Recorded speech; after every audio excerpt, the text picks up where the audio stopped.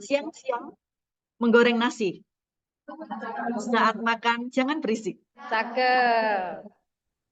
Saya izin untuk presentasi. Cakep. Semoga bisa seru dan wasi. Asik. Alhamdulillah. Karena waktu yang singkat, mohon izin untuk share screen, nggih.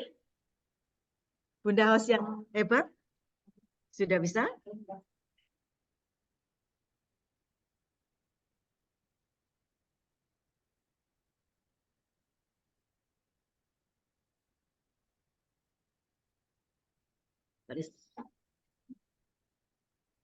Alhamdulillah. Sudah bisa disimak. Bapak Ibu yang kami banggakan, kita ini kan dikejar oleh kecanggihan zaman, ilmu-ilmu yang baru, tata kinerja, kelola kinerja yang baru. Oleh karena itu kita harus mengikutinya dengan seksama, dengan ikhlas. Dengan demikian kita bisa meningkatkan mutu SDM kita sendiri secara pribadi, belajar dan berlatih, nantinya akan membawa efek kepada anak didik kita. Adanya peningkatan pembelajaran di sekolah kita. Bapak Ibu, kita langsung pada poinnya. Pada hari ini saya akan menyajikan aksi nyata supervisi akademik dalam rangka optimalisasi observasi kinerja PMM. Saya Lilis Suryatin, SPD MMPD, Kepala Sekolah SDN Lebo. Mohon izin. Supervisi akademik bisa upaya kami kepala sekolah untuk meningkatkan kemampuan guru dalam melaksanakan proses pembelajaran yang berpengaruh pada pembelajaran siswa nantinya, yang meliputi perencanaan kegiatan pembelajaran, melaksanakan kegiatan pembelajaran, serta menilai atau evaluasi pembelajaran nantinya, serta tindak lanjut yang harus kami laksanakan. Nah, Bapak Ibu, untuk itu kami perlu mengambil sedikit dari PMM. Saya yang klik saya. Ya, saya ambil dari pengelolaan kinerja kepala sekolah, ini kebetulan punya saya sendiri. Di Januari kemarin kita sudah mengisi RHK, rencana kinerja. Nah, sekarang di bulan Februari kita sudah mulai persiapan observasi kelas. Dengan adanya persiapan observasi kelas ini, kita perlu berbagai macam kegiatan yang harus kita lakukan. Nah, sebentar lagi kita akan juga bulan Maret. Kalau Februari itu kita persiapan observasi kelas, di bulan Maret kita akan memasuki periode observasi kelas dan diskusi tindak lanjut. Nah, April sampai Mei program kita adalah pelaksanaan tindak lanjut dengan pemantauan dari pimpinan masing-masing. Bulan Juni baru kita refleksi, penilaian dan penentuan predikat kinerja kita. Nah, selanjutnya kita persiapkan dulu di bulan Februari karena kita adalah persiapan observasi kelas. Kita sudah mengadakan diskusi dengan guru atau bawahan untuk penentuan kapan kita bisa diskusi persiapan observasi kelas. Diskusi ini kita lakukan dengan enjoy, kekeluargaan, menyenangkan, tidak ada beban.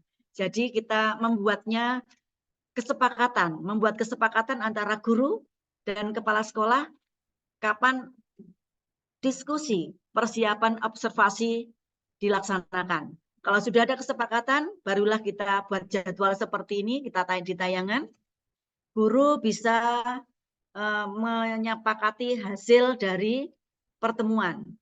Nah, disiapkan juga untuk persiapan praktek bulan depan, bulan Maret, yaitu modul ajar, media pembelajaran, termasuk persiapan siswa. Oleh karena itu kita siapkan mulai sekarang. Nah, di sini kita tampilkan jadwal kegiatan diskusi persiapan observasi kinerja guru SD Negeri Lebo tahun 2003-2004. Periode Januari sampai dengan Juni. Ini sudah disepakati oleh Bapak dan Ibu guru karena guru kita ini banyak sampai 22 sampai 23. Nah, kita bagi satu hari bisa sampai 3 orang dengan pembagian jam dan sesuai kesepakatan. Satu hari bisa 2 orang, 5 orang sesuai dengan kesepakatan dan tidak mengganggu jam pelajaran siswa. Jadi tidak mengganggu kinerja guru. Nah, setelah kita siapkan sedemikian, kita kembali lagi ke supervisi atau observasi kelas. Ada 3 tahapan, yaitu perencanaan yang kita awali dengan persiapan observasi kelas, pelaksanaan, nanti kita akan langsung di kegiatan pelaksanaan, dan evaluasi tindak lanjut untuk kelanjutannya. Nah, dilanjutkan berikutnya, karena kita sudah menyiapkan, ini yang harus kita siapkan untuk bulan Maret, yaitu modul ajar atau RPP yang masih mengikuti K13, media pembelajaran yang menarik, cantik, kesiapan siswa. Nah, saya lihat Bapak dan Ibu guru sudah mulai persiapan dari sekarang, karena kita kemarin sudah koordinasi kapan observasinya dilakukan. Untuk kegiatan persiapan observasi sudah kita lakukan dengan damai, ada kesepakatan, kita tinggal observasi kelasnya di bulan Maret. Nah, kesiapannya seperti ini, modul ajar, media pembelajaran, dan kesiapan siswa. Selanjutnya, kita melihat rubrik untuk bahan pertimbangan memilih dimensi pembelajaran yang akan diobservasi oleh kepala sekolah dan forum perilaku. Nah, yang kita observasi yang di sini adalah fokusnya ke perilaku dulu. Perilaku yang harus kita amati di kelas. Ada 8 aspek. Nah, pertama adalah keteraturan suasana kelas. Keteraturan suasana kelas, penerapan disiplin positif, umpan balik konstruktif, perhatian dan kepedulian kita, ekspektasi pada peserta didik, aktivitas interaktif, instruksi yang adaptif, dan instruksi pembelajaran. Dari ke-8 aspek ini kita mempunyai pemfokusan sendiri. Misalnya penerapan keteraturan suasana kelas. Yang harus dilakukan guru adalah guru melakukan komunikasi positif untuk membangun suasana kelasnya yang kondusif, jadi sangat menarik anak, tidak membosankan. Yang kedua, di keteraturan suasana kelas ini, guru melakukan strategi pengelompokan untuk mengaktifkan ketertiban dan keterlibatan siswa di dalam sebuah pembelajaran. Yang ketiga, guru membuat dan mengingatkan aturan kesepakatan kelas. Nah, seperti di dalam kombel ini, kombel SDN Lebo ini juga mempunyai kesepakatan-kesepakatan dalam kegiatan pembelajaran melalui kombel ini, diskusi melalui kombel ini, yaitu misalnya, ini kesepakatan di kombel SDN Lebo ini ya. 1, di-mute ketika kita sedang melakukan presentasi. Yang 2, semua anggota berpartisipasi aktif dalam diskusi. Yang ketiga, terbuka menerima hal baru dan saling menghargai pendapat orang lain. Gak usah leyelan, gak usah geger, gak usah jotos-jotosan ya. Yang keempat, bersenang-senang dalam proses belajar. Di kombel ini sangat menyenangkan ya, kadang oyo-oyoan, bener. Kadang ya saling eyel-eyelan pendapat, tapi akhirnya terjadilah kesepakatan. Ini yang kita harapkan. Jadi saingan-saingan atau diskusi-diskusi yang bermanfaat, diskusi-diskusi yang menyenangkan tapi manfaat untuk kita semua. Dan yang kelima, melakukan akal nyata, melakukan aksi nyata setelah diskusi selesai. Jadi itu adalah kesepakatan kerja Kombel SDN Lebo. Nah, kalau ada kesepakatan kerja lagi perlu dimusyawarahkan. Selanjutnya, kita menuju ke aspek berikutnya setelah suasana kelas. Kita ke aspek umpan balik. Jangan umpan balik dulu. Penerapan disiplin positif. Penerapan disiplin positif ini upaya menerapkan prinsip disiplin positif untuk mengelola perilaku dan kebiasaan kelas yang disepakati bersama. Yang kita sepakati bersama. Nah, fokus perilaku yang diobservasi oleh kepala sekolah adalah satu, guru melakukan refleksi dinamika kelas untuk menerapkan kesepakatan kelas. Yang kedua, guru melakukan penguatan positif terhadap perilaku yang sesuai atau mendukung kesepakatan kelas. Yang ketiga, guru memfasilitasi peserta didik menyadari konsekuensi dan memperbaiki perilaku melanggarnya atau restitusi. Nah, ini adalah perilaku-perilaku yang bersifat positif. Hindarilah perilaku-perilaku yang bersifat negatif. Contoh perilaku yang tidak diinginkan adalah mengabaikan murid, ya, adanya hukuman fisik itu yang harus kita hindari. Penguatan yang tidak bermanfaat oleh guru kita hindari. Jadi setelah selesai ini, Bapak dan Ibu guru yang hebat ini masih perlu membaca lagi, masih perlu adanya tambahan-tambahan ilmu dengan belajar sendiri. Nah, untuk selanjutnya kita menuju ke umpan balik konstruktif. Nah, upaya ini disampaikan untuk menyampaikan informasi tentang kemajuan, proses, dan capaian pembelajaran kepada peserta didik untuk menumbuhkan motivasi belajar intrinsik dalam diri kita sendiri. Nah, fokus perilaku yang diobservasi, ini khusus perilaku dulu ini ya. Guru memberikan umpan balik positif, spesifik, dan berorientasi pada tujuan. Yang kedua, guru memberikan umpan balik yang fokus pada proses dan usaha peserta didik. Jadi kita ini memberikan perilaku yang baik-baik. Guru menunjukkan kesediaan berdiskusi umpan balik dengan peserta didik. Nah, ini adalah perilaku yang baik. Kita hindari perilaku yang tidak baik. Contoh, guru memberi umpan balik negatif. Guru berkata-kata yang terlalu kurang sopan, terlalu umum, atau terlalu memojokkan siswa. Nah, itu kita hindari.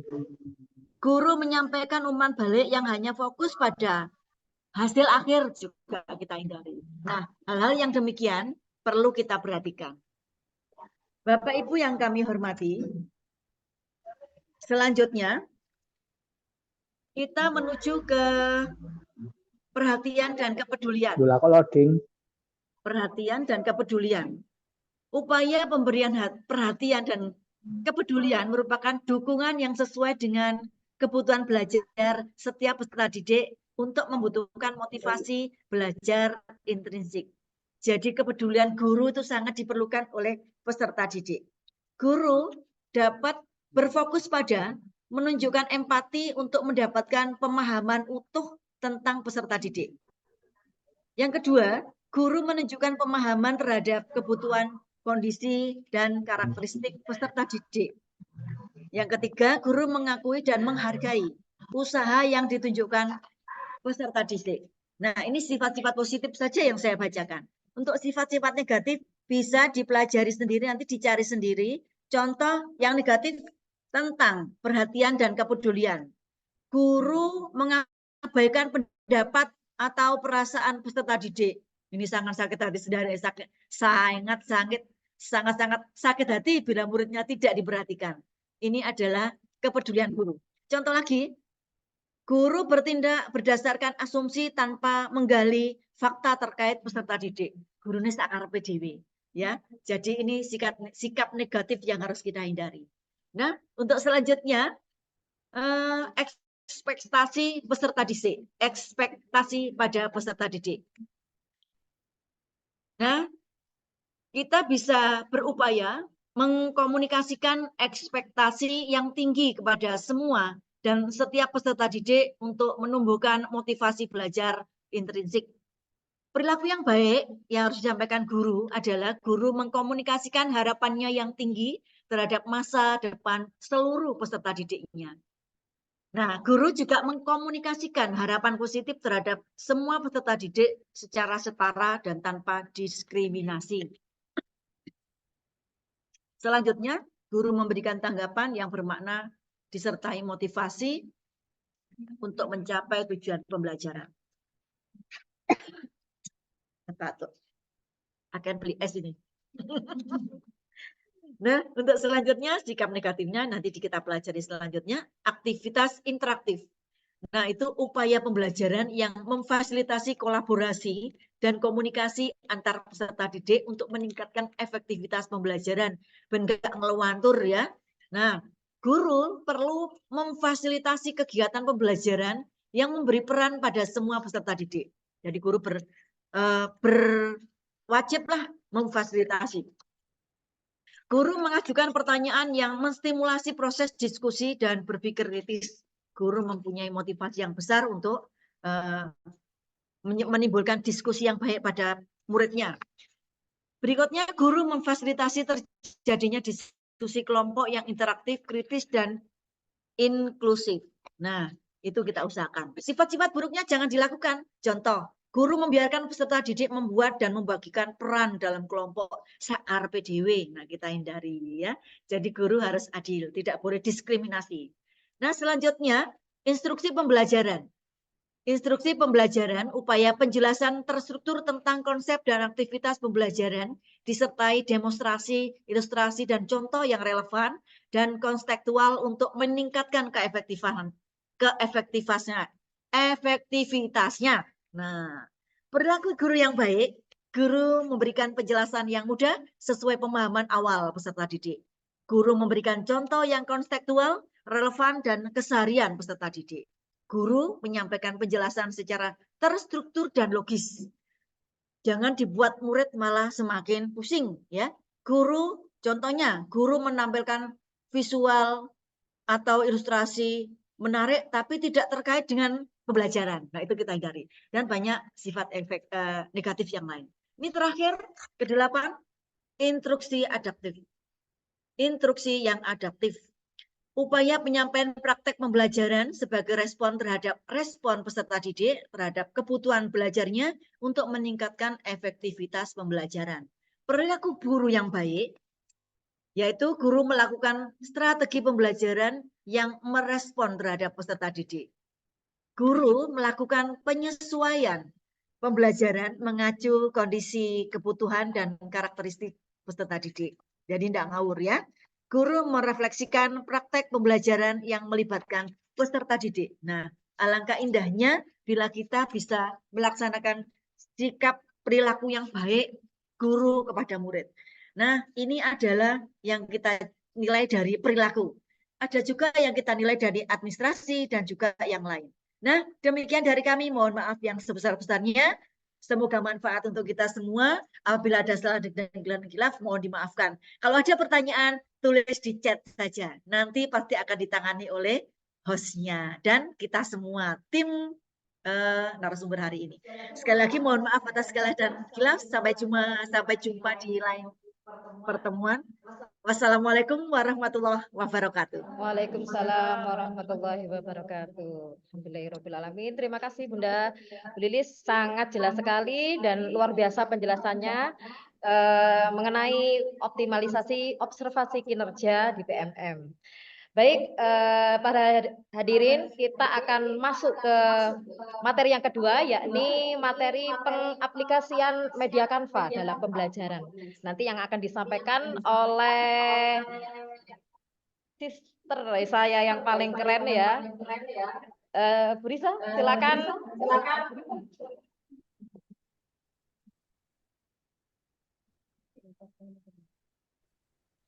Baik, Assalamualaikum warahmatullahi wabarakatuh. Waalaikumsalam warahmatullahi wabarakatuh. Selamat siang, Ibu Bapak. Terima kasih atas waktu yang telah disediakan untuk mengikuti webinar dalam tema pengoptimalisasian observasi kelas serta penggunaan media Canva untuk pembelajaran dan aksi nyata. Baik, Ibu Bapak, kalau tadi ini sudah berpantun, saya juga tidak mau kalah. Saya ada sedikit pantun. Hujan tiba, bunga mengumpul. Cakep. Enaknya sambil makan ketupat. Cakep. Saya ucapkan Assalamualaikum. Cakep. Loh, kok cakep? Waalaikumsalam. Waalaikumsalam warahmatullahi wabarakatuh. Semoga